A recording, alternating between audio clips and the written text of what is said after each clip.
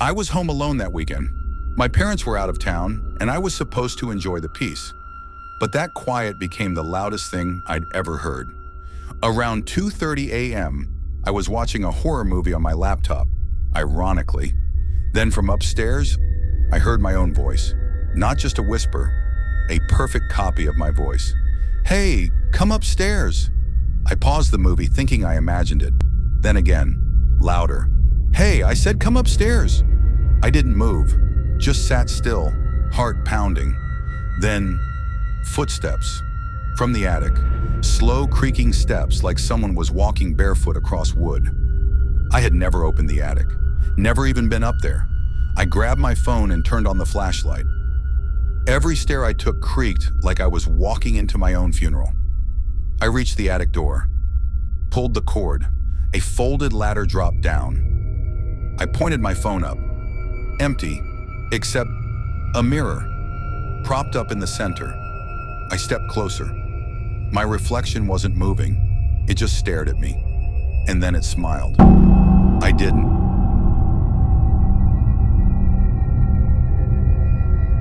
My sister died 3 years ago. She was only 9, and ever since, our bathroom door locks itself from the inside. No one ever fixed it. Mom says it's just the house shifting. Last week I came home from school, alone. I walked past the bathroom and the light was on. The door, locked. I knocked, no answer. I bent down to peek under.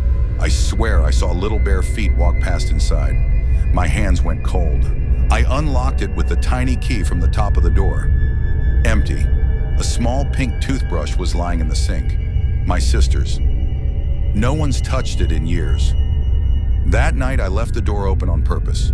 Around 3:10 a.m., I woke up to a soft slam. Bathroom, I crept over. Door, locked again. I stood there, and I heard giggling. A little girl's laugh, my sister's. I whispered her name. Lily? The lock clicked. Slowly the door creaked open, and written in fog on the mirror, "I missed you."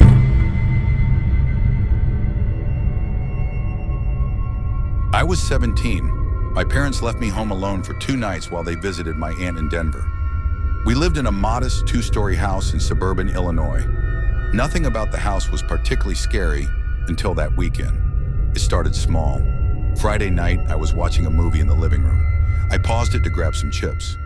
As I walked into the kitchen, I noticed the door to the basement was open.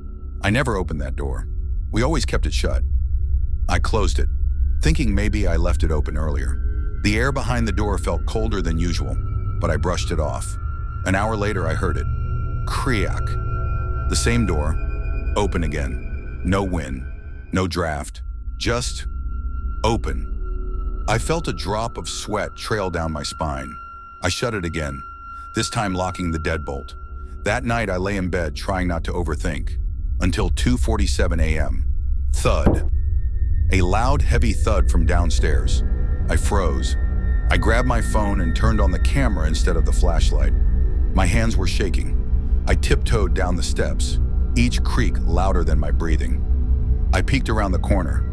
The basement door was wide open, the lock still intact, no signs of force. I whispered into the dark. "Hello?" Silence. I recorded everything and backed away. Just as I turned, the living room TV turned on, static blaring. I sprinted to unplug it. That's when I noticed it.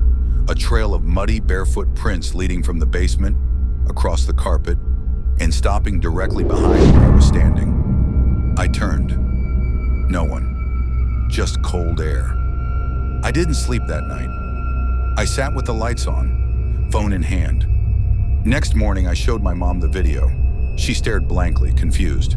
"That's not our house," she said. My stomach dropped. "What do you mean?" She pointed. "The carpet, the wallpaper. That's from our old house, the one we left after the fire. I haven't visited the basement since, and some nights I swear I still hear the static, but we don't have a TV anymore."